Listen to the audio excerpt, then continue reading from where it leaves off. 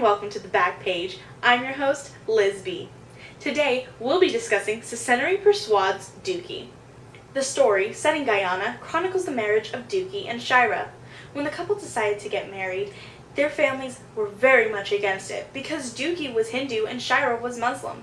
But the couple decided to get married anyways. They ran off to another part of Guyana and embarked on a wonderful life there until Dookie's political activism forced them to leave Guyana and instead go to Canada. While in Canada, Shira discovered the feminist movement. She began to wear different clothes and really embrace these ideas. This was only heightened by the fact that because Dookie couldn't find a job, Shira was the sole breadwinner in the family. This put a huge strain on their marriage and began the discussion of whether Dookie was a misogynist or Shira was just in too deep with feminism. By the end of the story, the couple just couldn't get past their contrasting ideas and divorced. On this show, we like to dive into the themes of stories such as this. We like to find people who truly embrace the themes of the story and use it to change the world around them. The first guest I'd like to introduce today is known for their traditional ideas of gender roles and supports the ideas Dookie portrayed throughout the story. Please welcome Phillipe Dinglehopper. Our next guest comes from a very different background and is here to support the ideas that Shira portrayed throughout the story, as well as the feminist movement itself. Please welcome Rayna Leeson. It's an honor to have you both here, so let's begin our discussion. So Phillipe, do you think that Dookie is a misogynist? I believe Dookie is not a misogynist.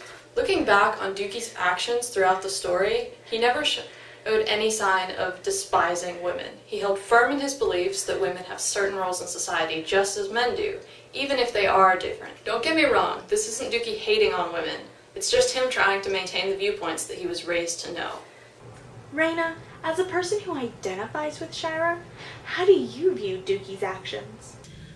Well, I do think that his side was necessary to get Shira to formulate her thoughts on what it truly means to be a feminist. I think that he was also unwilling to accept that Shira was capable of becoming her own person. I don't think that it helped that they fought over it all the time, but it was his view that when they married that he would be her provider and she would come to depend on him. That was how he grew up that was what he grew up seeing, and that was how he expected his marriage to be. The opposite proved to be true, however, when they moved to Canada and Shira furthered her education and began to pull more weight in their household. I wouldn't say he was highly resentful, but he also didn't accept the changes. It was his unwillingness to accept that the new Shira that led to the eventual departure. Rayna, do you think Shira was always a feminist, or do you think the situation she was put in while in Canada brought out those ideas in her? I don't know about her always being a feminist. The step that she took into marrying Dookie without her parents' approval definitely points at her being capable of making her own decisions, even though at the time it would be against everything that their society stood for. Before they moved, I believe that she had accepted the fact that she wouldn't, or that she had no other options. She didn't begin to solidify her opinions on the matter until Canada, because it would be the change of scenery that prompted her to be brave enough to make the changes and pursue what it meant to be a feminist. Phillipe, how do you view Shira's sudden decision to take on these feminist ideas? I think that Shira was ungrateful for what she had.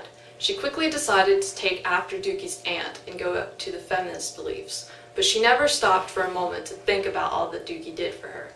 Dookie provided for Shira and helped her to get an education, yet she simply took what she gave him and began to demand that he help with the cooking and cleaning because she became too busy with her ideas. Shira never considered that Dookie was doing all he could for her in providing for her and wanting to start a family with her. She could have at least stopped for a moment and thought about what she was doing to Dookie while he was trying to give her a life. Phillipe, what do you think of Dookie leaving Shira at the end due to their differing ideas? I think Dookie's decision to leave Shira was justified. He wanted to provide for her and give her a family, but she shrugged it off in favor of radical feminism and attacking Dookie for doing what he was raised to believe. Why would Dookie choose to stay with a woman who would only complain about him not doing anything and then not having sex with him when he only wants to start a family and build a life with her. No one would want to live like that, so I can see why Dookie left her. Rayna, what about you? Do you think that Shira would have left Dookie at the end, had he not left her first? Yes, because she could see herself growing as a person. However, she could not see herself growing with Dookie. The more she tried to show him her newfound beliefs, and the more he challenged or disregarded them, the more frustrated she became. She loved him in the beginning, loved him enough to marry him and give up her family, and to later move from the country. But much as she was willing to change for him, he was not as willing to change for her. He more or less indulged her, if not sometimes ignored or blamed her emerging feminist ideas on the changes in their marriage, and I think that she could see that.